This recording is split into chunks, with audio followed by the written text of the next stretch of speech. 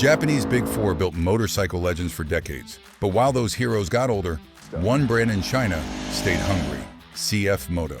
Today we line up 10 Japanese iconic machines and show you the CFMOTO killers that beat them on power, tech, and price. Bike by bike, spec by spec, you'll see why CFMOTO looks like the future of the Asian motorcycle industry. Number 10. The Kawasaki Ninja 400. The Ninja 400 has been the undisputed king of the entry-level sport bike class for years. It is a great bike. It is reliable. It is approachable. But frankly, it is starting to feel a bit like a flip phone in a smartphone world. It rests on its laurels, assuming you will buy it just because it says Ninja on the tank. However, the CFMOTO 450 SS features a 450 cubic centimeter parallel twin. But here's the secret sauce. It has a 270-degree crankshaft. This mimics the firing order of a V-twin. It doesn't sound like a lawnmower. It sounds like a baby Ducati. It growls. It pops. It has character. It puts out 50 horsepower. That is a 10% increase over the Ninja. In the small displacement class, that is massive. It hits 60 miles per hour in under 4 seconds. It has Brembo brakes, the same brand you find on $20,000 superbikes. The Ninja uses generic, squishy brakes that fade when you look at them wrong. The comfort factor is another major win for the Challenger. The Ninja 400 is famous for being a comfortable sport bike, which is code for it has high handlebars and soft suspension. It feels a bit like a commuter bike dressed up in a tracksuit. The suspension is non-adjustable and divey. The CFMOTO 450 SS strikes a better balance. The clip-ons are aggressive enough to make you feel cool, but high enough to save your wrist. But the real win is the adjustability. You can actually tweak the suspension to fit your weight. The seat is sculpted to hold you in place under hard acceleration, whereas the Ninja seat is a flat plank that slides you into the tank every time you brake.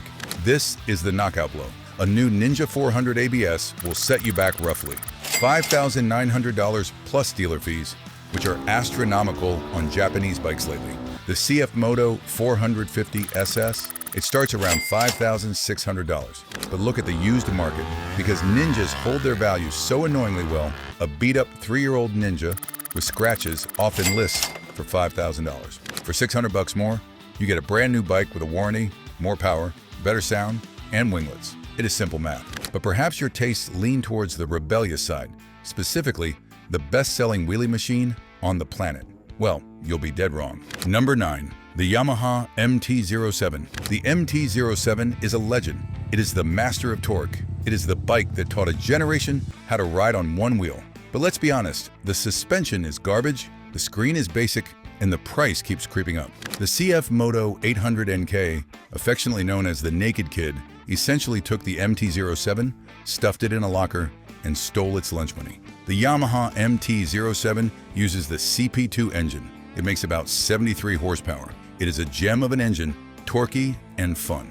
The CFMOTO 800NK uses a KTM-derived 𝐏𝐄𝐑 engine. That is right, it has Austrian DNA. It creates 100 horsepower. Let me repeat that, 100. That is nearly 30 more horsepower than the Yamaha. It is in a completely different weight class of performance. It pulls harder, revs faster, and tops out at speeds the Yamaha can only dream of. It has 3 ride modes: rain, street, sport. The Yamaha has a throttle cable. Ergonomically, the MT-07 is tiny. If you are over 6 feet tall, you look like a bear on a tricycle. The seat is soft but lacks support, and the suspension is essentially pogo sticks. Hitting a bump mid-corner on an MT-07 is a terrifying experience. The 800NK feels like a full-size machine. It has fully adjustable KWE suspension. You can dial it in, it stays planted. It has a steering damper stock to prevent tank slappers when you unleash that 100 horsepower. It fits larger riders comfortably while still being narrow at the waist for shorter riders. Visually, the Yamaha MT-07 looks a bit like a robot that gave up halfway through transformation. The headlight Cyclops look is controversial. The 800NK looks like a transformer that is ready to kill. It has sharp lines, a futuristic V-shaped headlight, and a massive iPad-style vertical touchscreen dashboard. Yes, a touchscreen. It has Apple CarPlay. It has navigation. It is like riding a smartphone. The Yamaha has a monochrome LCD that looks like a calculator from 1995. A new Yamaha MT-07 is roughly $8,200. The CFMOTO 800NK, it is $8,499. For roughly the same price, you get 30 more horsepower, adjustable suspension, a massive touchscreen, and cruise control. Even looking at the used market, people want $7,000 for abused MT-07s. Why buy someone else's wheelie thrash toy when you can have a brand new 100 HP monster for slightly more? Enjoying this video, aren't you? Then why not like it and subscribe to our channel? You'll be glad you did. Now let's talk about the next one. Number 8, the Yamaha Tenere 700. The T7 is the holy grail of adventure riders. It is praised for being simple, but simple is just marketing speak, for we didn't give you any features. It has no ride modes, no cruise control, and a seat made of concrete. The CFMOTO IBEX 800T 800MT doesn't just beat the Tenere, it humiliates it with luxury. The Tenere 700 makes 74 horsepower. It is adequate, it is reliable. The IBEX 800 uses that same KTM-derived 800cc engine tuned for 94 horsepower. It has significantly more passing power on the highway. It has a quick shifter as standard. The Yamaha, you have to use the clutch like a peasant. Comfort is where the Tenere loses hard. The T7 seat is a torture device designed to split you in half after an hour. It has no wind protection to speak of. The IBEX 800 is a touring machine. It comes with heated grips. It comes with a heated seat. Standard. Do you know how much that costs to AD to a Yamaha? Hundreds. It has cruise control. Trying to ride across the country without cruise control is a recipe for a cramped wrist. The IBEX feels like a luxury SUV. The Tenere feels like a farm truck. The Tenere looks like a rally bike. It is tall, gangly, and purposeful. It is cool in a Mad Max kind of way. The IBEX 800 looks premium. It has gold tubeless wheels. The Tenere has tube-type tires, which are a nightmare to fix on the side of the road. It has fog lights integrated into the design. It looks like a bike that costs twice as much. A new Tenere 700 is hard to find and costs $10,800. Dealers often mark them up. The IBEX 800 Touring, $10,600. You pay less and you get 20 more horsepower, heated seats, heated grips, cruise control, quick shifter, and tubeless wheels. On the used market, Tenere 700s hold their value insanely well, often selling for over $9,000 with high miles. Buying a used Tenere makes zero financial sense when the IBEX exists. But maybe you prefer a retro vibe, something that looks like it's from the 70s, but works like it's from today. I guess I've got the perfect CFMOTO for you. Number 7, the Yamaha XSR 700. This is Yamaha's sport heritage bike. It is basically an MT-07 in a hipster costume. It is a good bike, but it feels a bit plastic retro. The round headlight looks tacked on, and the tank covers are literally plastic shells. The CFMOTO 700 CLX heritage defines neo-retro. It doesn't pretend to be an old bike. It reinvents the style. The XSR 700 has the same 70 horsepower CP2 engine. The 700 CLX has a 693 cubic centimeter engine making 74 horsepower. They are neck and neck on power. But the CFMOTO has ride-by-wire throttle. This enables it to have cruise control. I will say it again, cruise control on a middleweight naked bike. Yamaha doesn't offer that. It also has self-canceling turn signals. The XSR 700 is upright and comfortable, but the suspension is soft and bouncy. It dives hard under braking. The 700 CLX features fully adjustable 𝐏𝐄𝐑 suspension. You can stiffen it up for canyon carving or soften it for city potholes. The seat is wide, leather textured, and supportive. It puts you in a commanding, comfortable posture that feels premium. The XSR 700 looks like a modern bike trying to hide its modernity. The 700 CLX embraces it. It has a brushed aluminum tank. It has a stunning element in the headlight. It has a floating rear fender. It looks like a custom bike built by a high-end shop.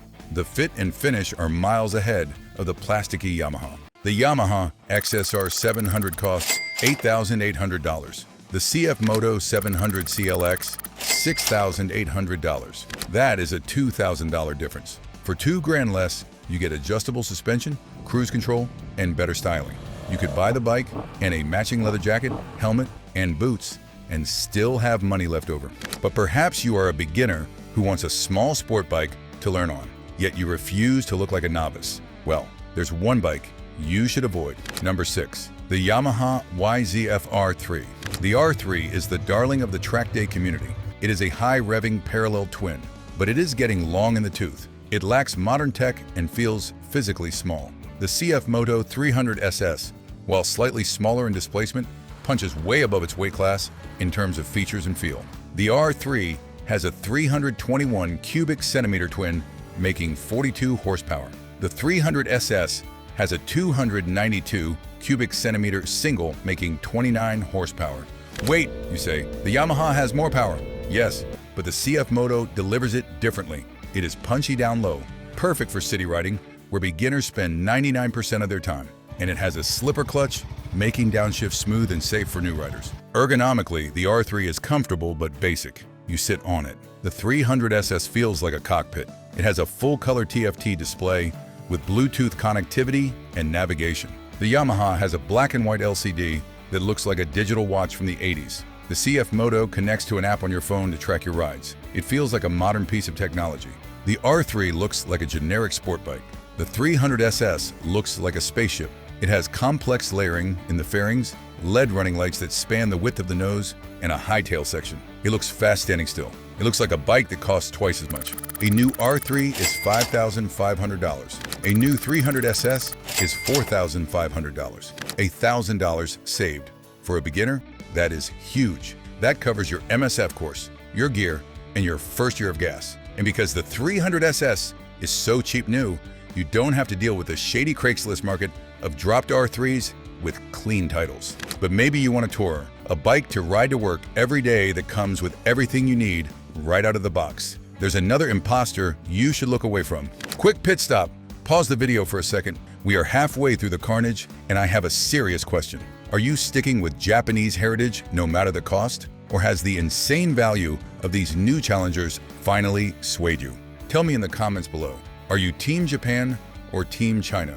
I want to see a debate down there. Okay, helmet back on.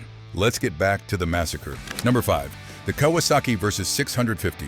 The Versys is the DADS HOE of motorcycles. It is sensible. It is reliable. It is totally uninspiring. It is tall, top-heavy, and expensive for what it is. The CFMOTO 650. Adventura is basically a clone of the Versys, but they fixed the pricing structure and threw in the accessories for free. The Versys 650 makes about 65 horsepower from its parallel twin. The 650 Adventura makes, wait for it, about 60 horsepower from a parallel twin that looks suspiciously identical to the Kawasaki engine. CFMOTO actually manufactures parts for Kawasaki. It is the same DNA. You get the same reliability and the same performance characteristics. The Versys is comfortable. The Adventura is equally comfortable. It has an adjustable windshield. It has a plush seat. It has an upright riding position. But the Adventura comes with hard luggage included in the price. Kawasaki charges you nearly $1,000 extra for the LT model to get bags. The Versys looks like an insect. The Adventura, designed by 𝐏𝐄𝐑, looks sharper, more angular, and more modern. It has a cohesive design language that flows from front to back. A Kawasaki Versys 650 LT costs $10,100. The CFMOTO 650 Adventura costs $6,800. That is a $3,300 difference. You could buy the CFMOTO and a used dirt bike for the price of the Kawasaki. It is arguably the best value in the touring market right now. But maybe you just want a simple naked bike that doesn't cramp your legs. I know a Japanese bike that does cramp your legs, but a CFMOTO fixes this problem. Number 4. The Kawasaki Z650. The naked version of the Ninja 650 is a good bike, but it is known for being physically small, cramped for tall riders, and having an engine that sounds like a tractor. The CFMOTO 650 NK is the bike that put CFMOTO on the map in many countries. It proved they could build a reliable, fun middleweight. Again, similar engines. Both are 650cc parallel twins, making around 60 to 65 horsepower. The Kawasaki is slightly lighter, but the CFMOTO feels more substantial on the highway. The CFMOTO comes with KYB suspension and J1 brakes, owned by Brembo, offering great stopping power. The Z650 is famous for having a low seat height, which cramps the legs of anyone over 5'9". You feel folded up. The 650 NK has a more neutral, spacious riding position. It fits a wider range of riders. The seat foam is denser and more supportive for longer rides. The Z650 has Kawasaki's Sugome styling, which is getting a bit old. The 650NK has sharp, aggressive lines that look premium. It doesn't look like a budget bike. The Z650 is $8,200. The 650NK is $6,500. Again, nearly a $2,000 gap. And on the used market, you can find 650NKs for $3,500. That is an insane amount of motorcycle for the money. We have cleared the middleweights. We have cleared the tourers. Now, we are coming for the icons. We are about to watch the cult classic Honda Grom get exposed for being overpriced and undergeared. We are about to see another Kawasaki get completely outclassed in style and sound. And for number one, stay tuned. You're not ready. If you've ever said it's not about the specs and then argued specs for 30 minutes, drop a comment, like this video, and subscribe to our channel and join the legacy. Number three, the Honda Grom. Everyone loves a Grom. They are fun. But Honda has raised the price so much that it's no longer a cheap toy. It's an expensive toy. The CFMOTO Papio, affectionately known as the Baboon, takes the Grom formula and fixes the one thing everyone hates about the Grom. The Grom has a one-buggered 24cc engine with a 5-speed gearbox. It makes 10 horsepower. The Papio has a 126cc engine with a 6-speed gearbox. That 6th gear is a game changer. It allows the Papio to actually cruise at top speed without screaming its lungs out. It feels more like a real motorcycle and less like a pit bike. It makes slightly more power and gets there smoother. It's a mini bike. Comfort is relative, but the Papio feels slightly larger and more substantial.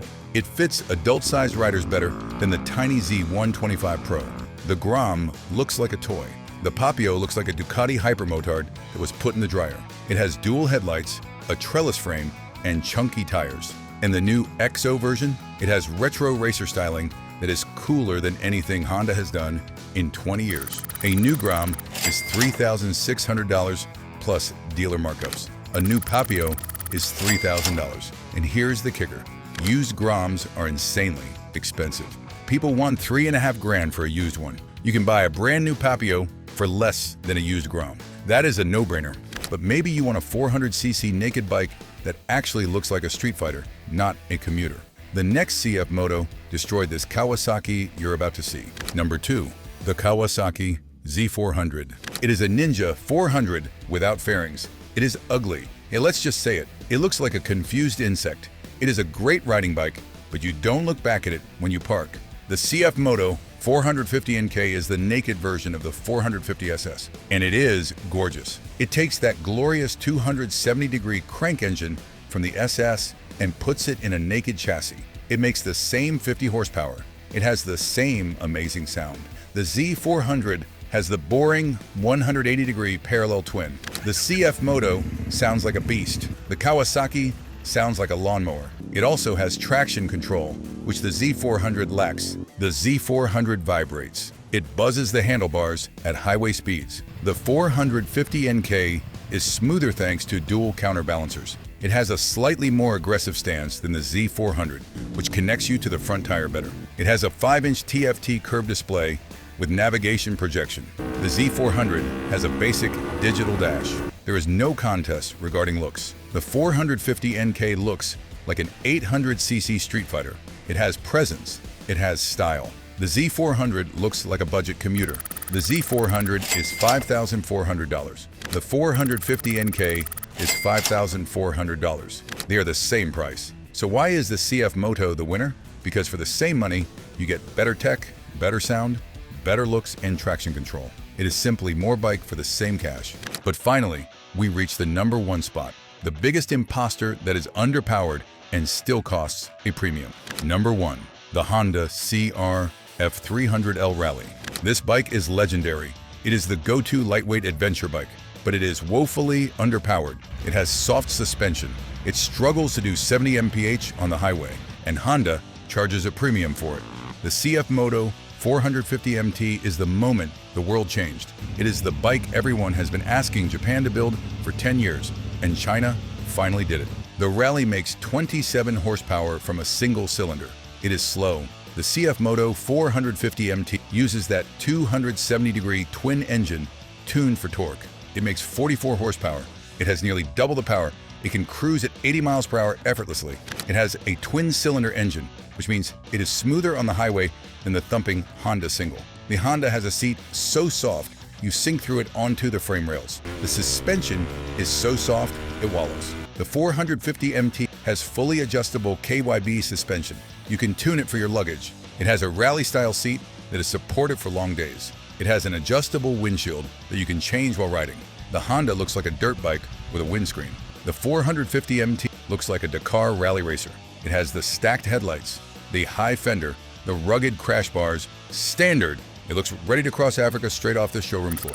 The Rally costs $6,200. The CFMOTO 450 MT costs around $6,500. For $300 more, you get a twin-cylinder engine, almost double the power, adjustable suspension, tubeless wheels, and TFT tech. It makes the Honda look like a toy. It is the new king of the lightweight adventure world. CFMOTO isn't just copying, they're exposing these Japanese imposters. But which CFMOTO model would you choose? Let me know in the comments. To see even more interesting videos like this, click right here. Finally, hit like and subscribe so you won't miss any of our videos. I'll catch you in the next one.